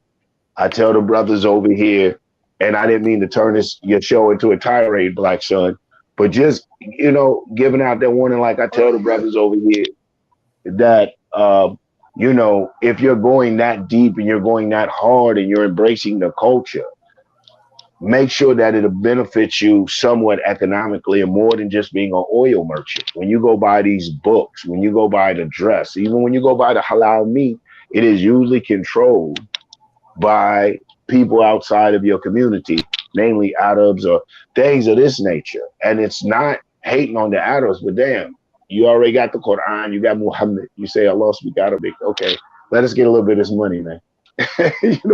So and then, jokingly but seriously saying, it is nothing wrong when you look at the Islamic world, and I'm speaking specifically to the Islamic world to which I belong a part of. Some may disagree, but I'm saying that I do as of now. And there is no,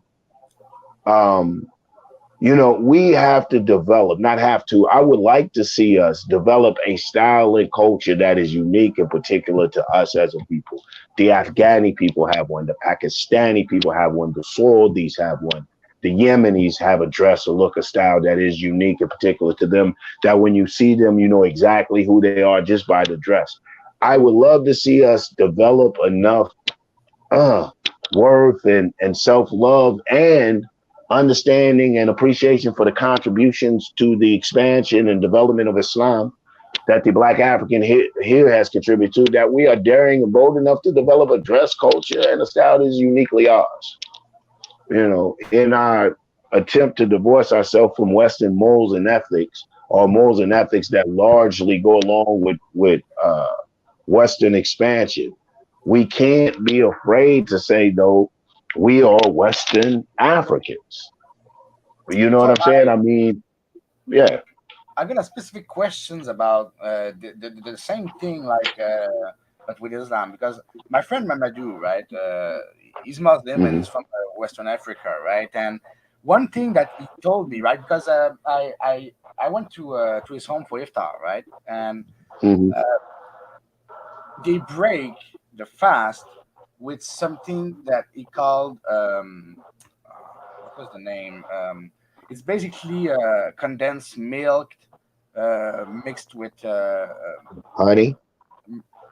well, yeah, sure. He put sugar instead of honey, but Okay. and a manioc flour, right? And Hmm. they call that a puree or something like that, right? But he told me Hmm. that the way you're supposed to break fast for iftar is supposed to be with dates from Mecca, from Saudi Arabia, right? Hmm. So but that they don't have dates at all where he's from, so that's what they used. But that fundamentalist Muslim would not consider him a true or proper Muslim because he didn't Hmm. eat dates that came from Mecca to break for iftar. So Hmm. is it sounds to me like about the same thing, right? Exportation of interest of a specific group or nation through a Hmm. whole religion, or is Hmm. it just yeah, or does it sound like the same idea? No, right. Like, Yeah, absolutely. all right, I could see. Yeah, I could see that. Yeah. Uh, uh, I could see how that would be. Uh, yeah, you could have that. You could make that comparison, or you could say that. Yeah. I mean, like you see it. You just see it. You see it in the Sudan with the Janjaweed.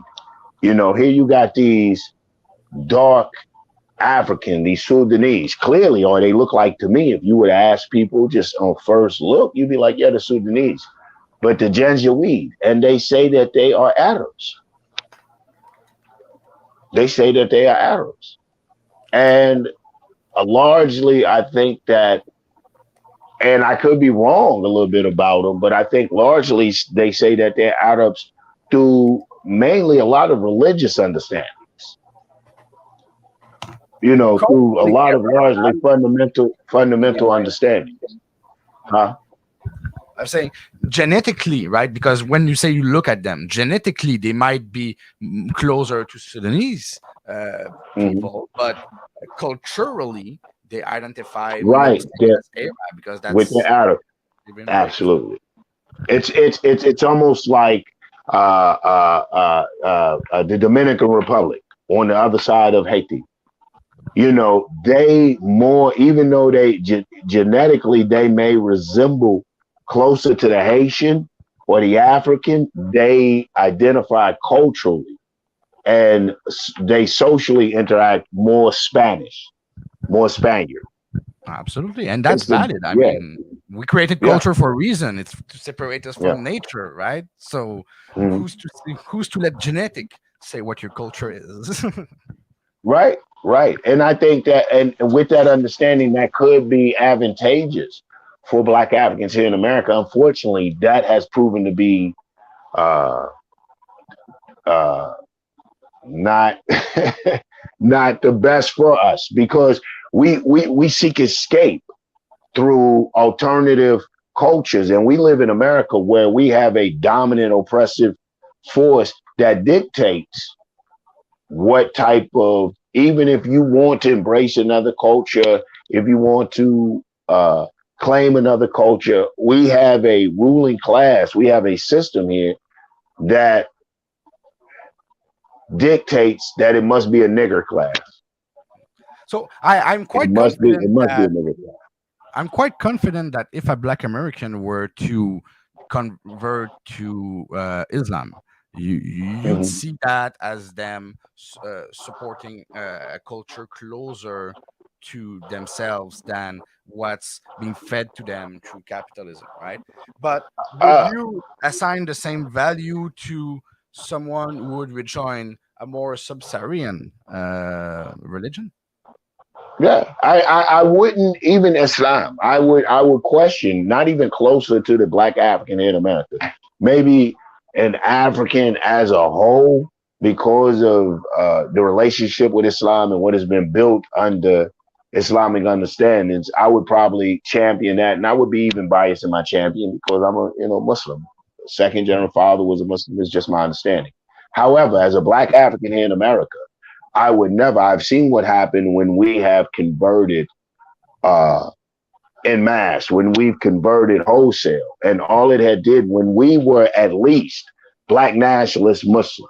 We may not have had a more orthodox or traditional understanding, but when you look at socially, when you look at politically, for the little bit of politics we did involve ourselves in, when you look at economically, we were at a better state. In fact, I believe it was Amos Wilson who says in his blueprint for Black Power that under the leadership of the Elijah Muhammad, the Nation of Islam was probably one of the more stronger economically organized groups we had amongst his time in that time. It wasn't until the death of Elijah Muhammad, and we see that the black people converted wholesale, just, this Moses exodus to a more orthodox, this Sunni understanding of Islam, that we see an erosion of that strong black Islamic community. Now, I'm not addressing the morals or whatever took place, the internal workings of that, what happened inside. I'm not addressing that. I'm just talking about general, what is looked at on paper. So what ended up happening, we end up taking that self-determination and leaving. We went from like a white supremacy, white subservient type thing to a black understanding in our religion under Elijah Muhammad as black Muslims to there again an Arab being subservient to the Arab people. And when you found this, you like I heard one brother say, he said, okay, the white man gave you a white Jesus, and the Arab came and just told you no images of God, no images of God, but God speaks Arabic. Okay. So we were caught a catch-22. So I don't get caught up in that. I understand that Christendom is an integral part of the black African in America. I know that even though my father was a Muslim, my grandmother was a holiness. I don't know if you know what a holiness is. Nope. She was a fire and brimstone evangelist. She was Pentecostal. Okay. Yeah, she'll preach the pain out you. If you get burned, come here, baby. Let me preach that fire out you. No, granted, I'd rather the ER, but if you go free, I'd rather you run me to the hospital. Here we have similar things, but in French we call it imposition des mains, right? Basically hand healing. So that's interesting. Yeah. Okay. It's faith healing through the hands. That's I've heard that. Right. So it's with us typically with the black African American, we've always had that mixture of that, what some would just more commonly refer to as hoodoo. We've always had that, put some collars on your chest to get the cold out of you, baby. We've always, not open umbrellas in the house. We've always had this sense of things to do, and it's just general. When you come down south, it gets a little more specific, and when you go into the culture of it, it gets particular. You understand why you're doing things. But and one of the things I love about it, it is still largely communal. It's community based. A lot of like the people I work with have been privileged to work with and sit under and just to witness and sometimes even assist. It has been word of mouth. You know what I'm saying? They mama sent them through da-da-da. It has been very communal. This person is known throughout the community for their particular brand of magic, for lack of better words, to work. You know what I'm saying? That's that real faith healing. And I've seen Islamic scriptures incorporated. I've seen biblical scriptures incorporated, and I've seen them work with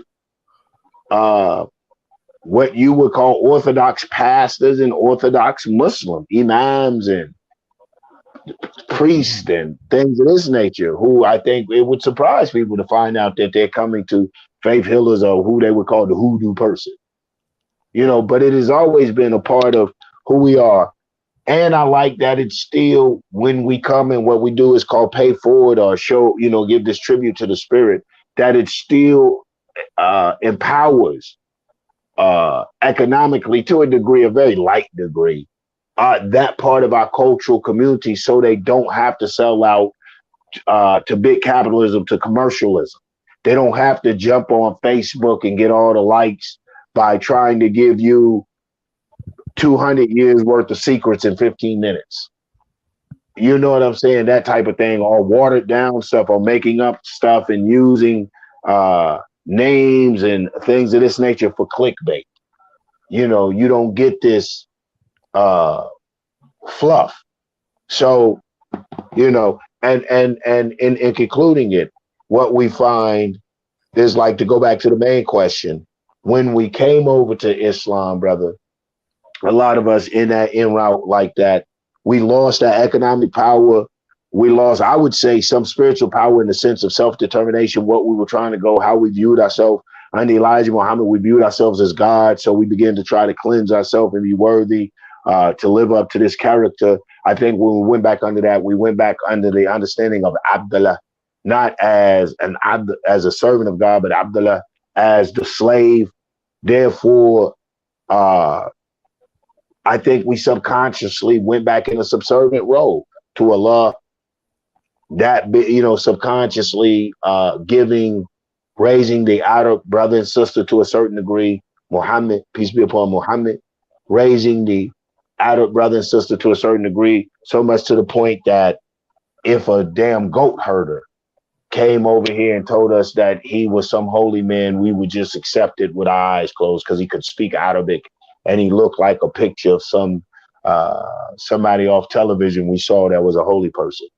We have to be very careful and make sure that whatever we embrace, whatever we choose to enact as a people, not only edify us and build us up spiritually, get us closer to the source, to life, to God. I call it Al-Hayy, Allah, to God, the Father, however you're Jah, Yah Almighty Ruting, however you're going to this source of life, but also to implore, to ask this source of life to be beneficial in your social, economic, and political understandings and advancement on the planet Earth.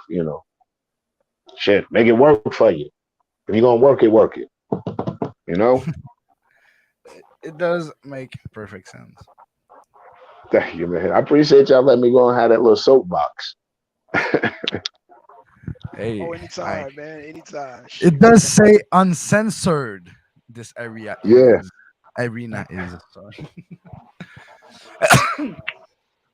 Blackson, I do have to get ready for work though, so I really appreciate you invited me here. I really appreciate speaking with you for the first time, Yanga. You seem Hey, to man, I appreciate it. So All right, well, I look forward to speaking with you again. yeah, that's what I was about to say. Let's do this again for Okay. sure. Well, shit, So man. Hey, whenever you guys are ready to do it again, man, we can do this again, man. Every week, y'all want to do it twice a week, 3 times, it don't matter, man. I'm here, brother. Now I know Now I know how to work this from the phone. Yeah, I'm gonna be on this thing. Shit. I heard Yeah. that. Wait, well, we can. I don't have social media. I only use email. But you've got my email, Blackson. We can try and do some scheduling there, and we can get this thing Okay. going if you want. Cool. All right. Cool. All right. So you have a wonderful interview All there, right, man. guys. Peace. See you later. Bye bye. All right. Thanks, Angie. No problem. Oh man. Yeah, man. Shit. Yeah. Ah man, yeah, man. So yeah, originally the title was actually Skeeeeem, but you wanna say that for your show, or you wanna do that, Yeah, Yanga? yeah, yeah. Yeah, we Okay, can okay. we can take it. Yeah, I see you had Okay. a banging little show. That's gonna be a good topic. I see you had a banging little show. Yeah. Man, that's my buddy up in Canada, man. He's Zanzi, man. I've known him for some years. He's actually been a fan of the show for some years too, bro. Oh So yeah, man, that's man. what's up. He Yeah, seems like yeah, he's pretty. yeah. Yeah, he seems like he's pretty cool. Oh yeah, Yeah, he's getting it solid, in. bro. Yeah. Oh yeah. But I mean, he raised some, like, some very good, some hot points. Right. You know, especially when you talk about, you know, religion affecting the world, and that's the thing, man. We have to. I'm trying to get out of that habit of saying what we have to do. Speaking like I'm just this all-knowing what we have to do. What I strongly suggest, I think I like that better. What I Okay. strongly suggest we do is really look at ourselves, though, not just nationally but globally. You Right. know, Right. Absolutely. and you know our position when we look at ourselves globally. How do we make ourselves um, a force globally? And that's by really addressing international policies of the nation that with whether we want to be a part of it or not, that we are forced to contribute to. Well, we feel like we belong or not, whether we're Right. forced to contribute to. If you're paying gas, if you're getting gas, if you're buying food, Exactly. any form of taxation goes to the, so you're forced to contribute to the nation. You know, so why wouldn't you, since they in your pockets anyway, Right. you know, start to look to say, hey man, I want to say it where my dollars are going. Right. Well, and that's why I was telling people on one show. Thank you, man. I don't know if you've seen the last show, but I played a clip of Joe Biden and Trump when they had the debate, and Mm-hmm. and and Biden openly admitted that yeah, he's going to take subsidies away from the damn oil industry. And I showed people this, and they were like, "Oh shit!" And they were amazed. And I'm like, "Yeah, this is old info, y'all. Shit, Mm-hmm. this Mm-hmm. is old information. Yeah." Mm-hmm. So Mm-hmm. you know, yeah, So they guessed. Yeah, yeah. So man, Yanga, hey man, I thank you for coming on, bro. Yeah, we gotta. man, Whew, yeah, brother. no problems, bro. Smoking show. Smoking show. Yeah. Appreciate that, brother. All right, Appreciate dude. that, man. And you gotta let them know when you about to come on too, man. You gotta let them know, bro. Yeah, man. I think, man, let the people know, man. I think I'm gonna go on over here, switch on over, give us about 20 minutes, and Okay. check out, you know, the Yanga show. We're gonna do, you know, general topics, talk about the Okay. playoffs and just some stuff going on, you know, Yeah, I a definitely want chop to it talk up about the session. playoffs. Cause yeah, Skeeeeem, man, that's something that I gotta talk about. Even though I put Skeeeeem in the title, didn't really talk about it because I was waiting on you. But now, yeah, we need to talk about that. Shit. Okay, okay, Man, we need to talk that about sounds that, right, man. We right. need to talk about yeah, the playoffs, man. Cause Skeeeeem, man, Skeeeeem did a number. Yeah, Shout out to yeah, Skeeeeem. yeah, Yeah, man, yeah. he All did his right, man. thing, So man. shoot, give us a few minutes. Give us about 20, and we're gonna be on the line. Okay, put your link in the chat, and we'll get right. I'll put it in there before we close out, so they know where to go. You know how to do that, Yang? Okay, y'all. We're gonna go over to Yanga's channel, and we're gonna talk about the playoffs. Now there were two different playoffs, so I don't know if he's gonna address both of them. But I'm a Jeff, like I said, I labeled it Skeeeem, so we're definitely gonna touch on Skeeeem. I don't know if we're gonna touch on the Blue versus KOT because that was a good debate too.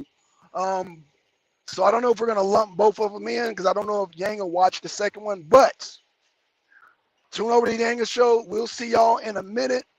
Peace.